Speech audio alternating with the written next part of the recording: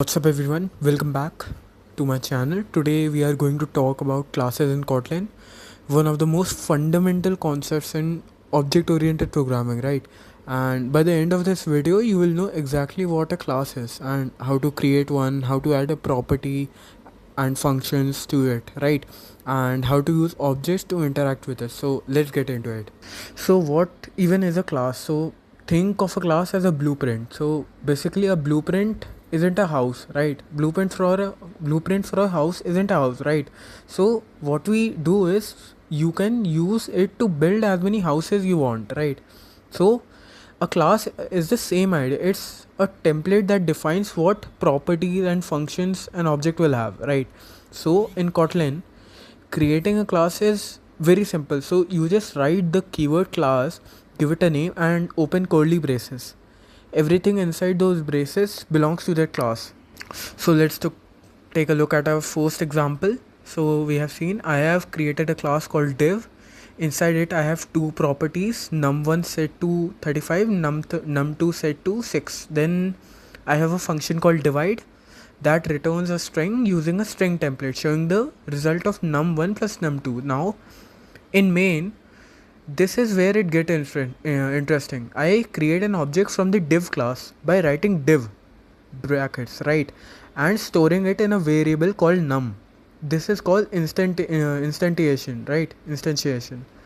You are bringing the blueprint of it to basically to life, right? Then I create a variable n with the value 47, right? And I assign it to num.num1 using dot notation, right? So if I am going into the object and changing it num1 property from 35 to 47, now finally I call num1.num.divide, right, and print the result. So let's run it and we see this 53 because 47 plus 6 is 53, right? We can see it.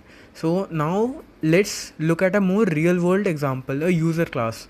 So here I have a user class with two properties, which is name defaulting to shift and age defaulting to 20, right? The greet function returns a friendly message using both of these properties, right? So in main I created a user object, then I updated the name to Sasuke and the age to 32 using dot notation, like same as before as we can see it. So then I call user.greet and printed it. So let's run it and there it is. The default values are completely replaced by the ones we set, right? And the greet function used to updated values. So this is exactly how you will actually work with real data in an app uses, right? Products, orders, all as classes with properties and functions. Alright, so let's take a look at one more example to really just lock it in, right? So this time the class is called mul, right? Mule, and it has three properties, num1, num2 and num3. The multiply function returns the product of all three as a string. So what we do is that in main I created the object to override num1 to 11 and num2 to 57, but I leave num3 alone. So it keeps its default value to 6. So what do you think the output is going to be? So you can just pause and calculate if you want to. So anyways, let's just run it. So we see 3762. So that's 11 times 57 times 6, right? We can say it.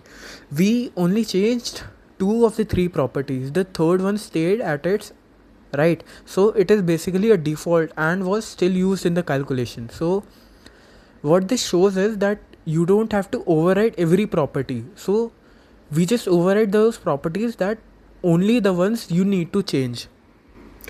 So let's just try everything, right? So basically a class is a blueprint. It defines properties and functions, and what an object does is it is a live instance created from that blueprint. So what you do is you create an object by writing the class name followed by the parenthesis, and then you access and modify those properties using dot notations. And functions inside the class automatically use whatever rules are applied to the properties that currently hold, right? So we saw this across the three examples: a division class, a user class, and a multiplication class. So this was all same concept but just different shapes. So that's Kotlin classes in under 6 minutes. So if this clicked for you, drop a like. It genuinely helps the channel grow. And if you have any other questions, just leave them in the comments and I will get back to you. So in the next video we will see more of it, so which builds directly and what you learned today. So just keep coding and always keep learning the programming logic. So make sure you have subscribed and have the bell on. So see you in the next video. Keep coding, right? Goodbye.